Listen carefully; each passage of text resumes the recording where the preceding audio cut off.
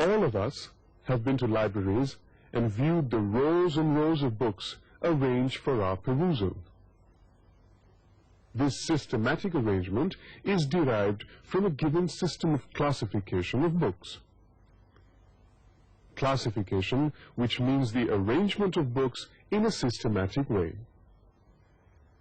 There are several classification schemes, and the one we are going to deal with is the Dewey decimal classification. This system was developed by Melville Dewey in the USA in 1876, where he conceived the idea of using numerals as decimal fraction. The purpose is to identify the contents and forms of work for unlimited expansion of a class and to display a hierarchy of related subjects.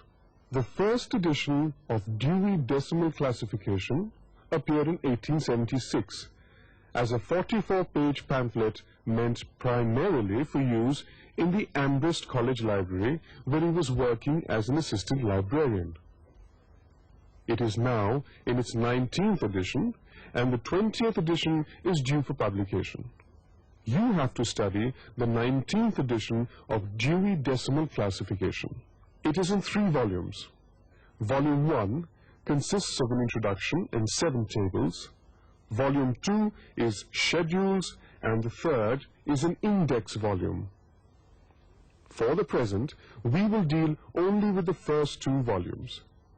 Explanation on index volume will be taken up at a later stage.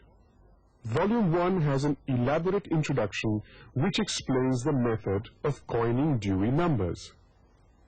It will be an advantage to read at least once this particular introduction. After the introduction, there are 7 auxiliary tables. We will deal with these tables in detail in these lessons. At the end of the volume, there are 3 summaries, and these summaries give a broad outline of the divisions of the subjects. Dewey has divided knowledge into 10 main classes, and these are shown in the first summary. Each main class has then been divided into 10 divisions. These 10 divisions of each main class are given in the second summary. The third summary consists of 10 sections of each division shown in the second summary. All the sections of the third summary are then minutely divided as per the given subject and shown in the second volume. The second volume, which is called the schedules, lists all the known subjects. In this volume, there are ready-made numbers for majority of the subjects. Some rules are also given for the expansion of numbers wherever warranted. Such rules are explained by a worked-out example. The schedule is set in such a way that it shows the various hierarchy and defines headings or illustrates their use. The basic structure of Dewey is a hierarchical system using decimal principle for subdivision of knowledge. The first division is into 10 main classes. 0 to 9, where 0 is generalities, 1 is philosophy, 2 is religion, 3 is social sciences, 4 is language, 5 is pure science, 6 is technology, 7 is arts, 8 is literature, and 9 is geography and history. A class number must consist of a minimum of 3 digits, and when the class number consists of only 1 or 2 digits, it is made up into 3 digits with the addition of zeros. Hence, the full Dewey notation for main class 5 is 500. Each main class consists of 10 divisions, and they occupy the second position in the notation. Division 0 is used for general works on the entire main class, and 1 to 9 for subclasses. Hence, 50 is pure science, 51 mathematics, 52 astronomy, 53 physics, 54 chemistry, and so on. As stated previously, that a number must have a minimum of 3 digits. A 0 is added in the third position, and hence mathematics will be 510, astronomy 520, physics 530, chemistry 540, and so on.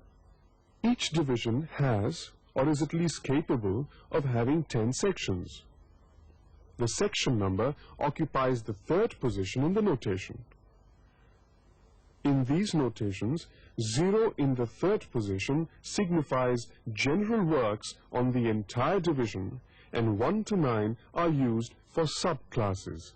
Thus, 530 is assigned to physics in general, 531 mechanics, 532 mechanics of fluids, 533 mechanics of gases, 534 sound, 535 light, 536 heat, 537 electricity, 538 magnetism, and 539 modern physics. The system permits further subdivision to any degree with a decimal point.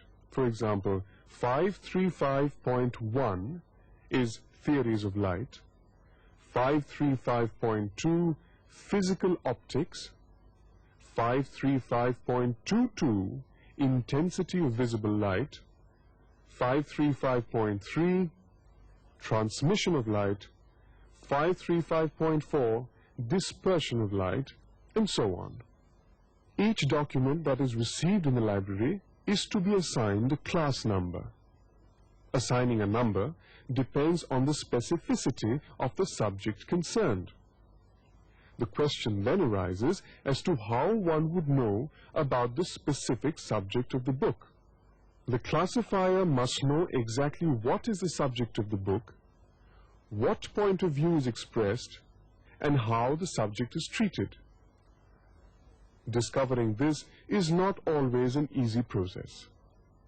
However, there are a few guidelines to find out the subject. In a few cases, the title of the book indicates what the work is about, but one cannot completely depend on the title alone, because sometimes the titles will be misleading, and without making further investigation, the class number should not be assigned.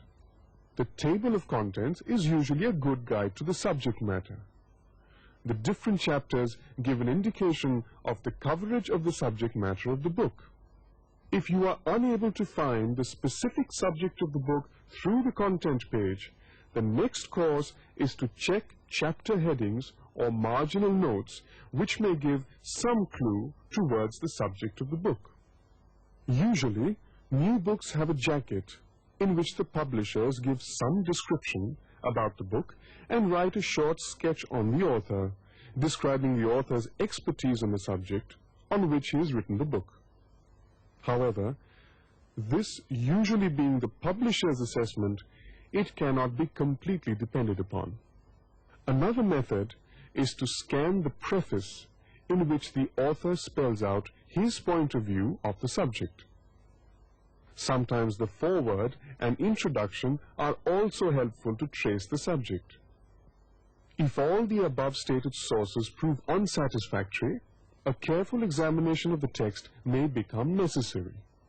However, if the subject is completely unfamiliar to the classifier, he can refer to external sources, mainly published bibliographies.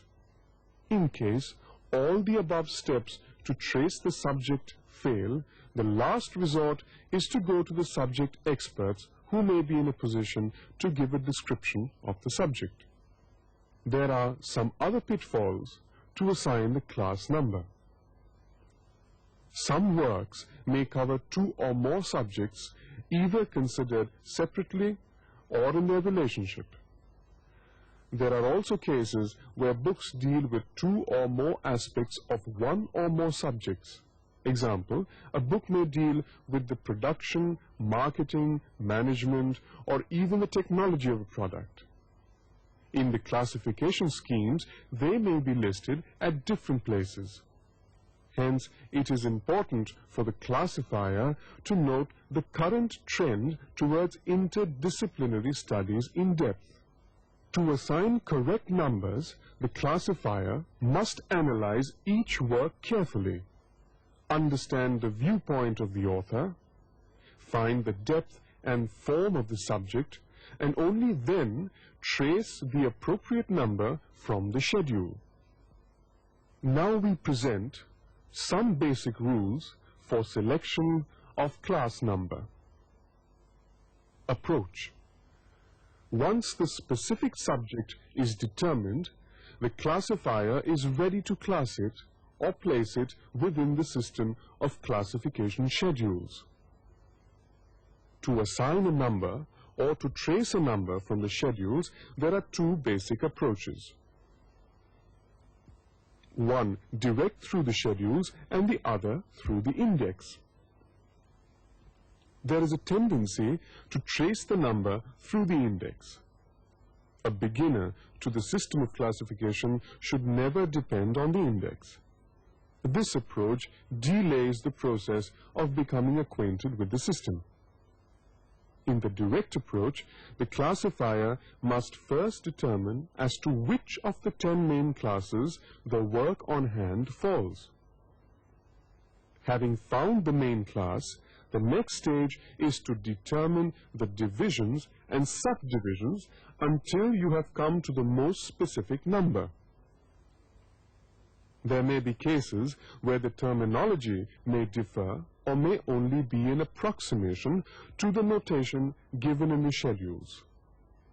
Do not sharpen the number yourself, because in the later editions the number may be assigned to a topic and may create confusion in your library. Heading. Dewey schedules are made up of a number of headings, which gives an idea of the subject covered by it. Example, Buddhism is a heading in the religion class. It means that it includes the total concept expressed by it. There are headings with 2 terms conjuncted by an and, or 3 terms separated by commas, in which they denote coordinate and mutually exclusive classes. For example, practical and spherical astronomy. This heading consists of 2 subjects, and for the combined subject the number is 522. They have been afterwards listed separately, and the notation for practical astronomy is 522.1 to 522.6, and spherical astronomy is 522.7. In the main class physics, one heading is dynamics, statics, particle mechanics, and the class number is 531.1. The 3 terms are separated by commas, but all the 3 subjects are part of 531.1, where 531.11 is dynamics, 531.12 is statics, and 531.16 is particle mechanics. Such type of notations give hierarchy of the notation and make it easy to find out coordinate and subordinate subjects. Definitions and scope notes. Some headings have been defined so as to understand the heading better. In several cases, the headings have been clarified by giving scope of the heading or giving further clarification what subject are to be classified under what particular heading. Social sciences has been defined as the sciences that deal with social activities and institutions. Or linguistics has been defined as the science and structure of spoken and written language. Such definitions are given in many instances. There are more scope notes than definitions. Example, the class number 156 is comparative psychology, under which heading there is a note which states comparison of human psychology and the psychology of lower organisms, study of lower organisms to elucidate human behavior. Such scope notes make it easy for the classifier to understand the headings and the subdivisions. There are many other types of notes, out of which one states that a particular number is optional, which means that there is another number, but the classifier is given the option to put the subject under either of the two. Example, biographies can be classified under 920 and its subdivision, or can be classed under the subject. A biography of a mathematician can be classed under 510.92 or 925.1. Another type of note is directing to class a certain topic or concept under a particular number, or is called class here notes. Example, under 294.5 Hinduism, there is a direction, class here Brahmanism. Add rule. Another basic rule is add from tables. In the schedule, at several places, there are directions to add further numbers from a particular auxiliary table given in Volume 1. Add numbers can also be taken from the schedule itself, which means two or more numbers can be joined together from different parts of the schedule when so directed. Without such directions, no two numbers can be joined together. More than one subject. There are several books that deal with more than one subject. They may be interrelated or treated separately. When two or more interrelated subjects are to be classified, the number chosen should be the one that receives the chief emphasis. For example, Kalidasa's influence on Hindi literature. Here, the author gives an exposition of Hindi literature, and hence the emphasis is on Hindi literature.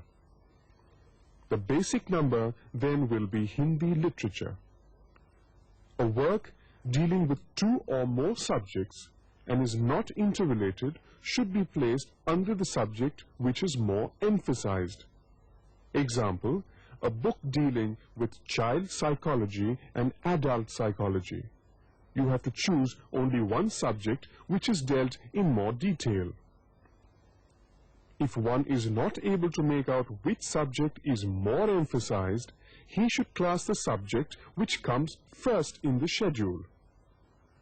A book dealing with Buddhism and Jainism, treated separately but having equal emphasis, to be placed under Buddhism as it comes first in the schedules. One of the best ways to learn the classification scheme is to go through the published bibliographies which are classified by Dewey Decimal Classification. Indian National Bibliography is classified by both Dewey and Colon classification schemes, and a student is strongly urged to go through several issues of this bibliography. Another way is to go to a good library where the books are classified by Dewey Decimal Classification. Browse through the stacks of books arranged by Dewey numbers. Note down the numbers not understood by you and consult the library staff who have classified those books. Constant practice only makes you a good classifier. Another method is to go through the schedules of Dewey and try to understand the hierarchical system of building up of the numbers. When you are watching this video program, the Dewey set should be with you to understand the lessons. Just watching it alone will do you no good. Thus, while viewing this program, you also have to refer to the schedules.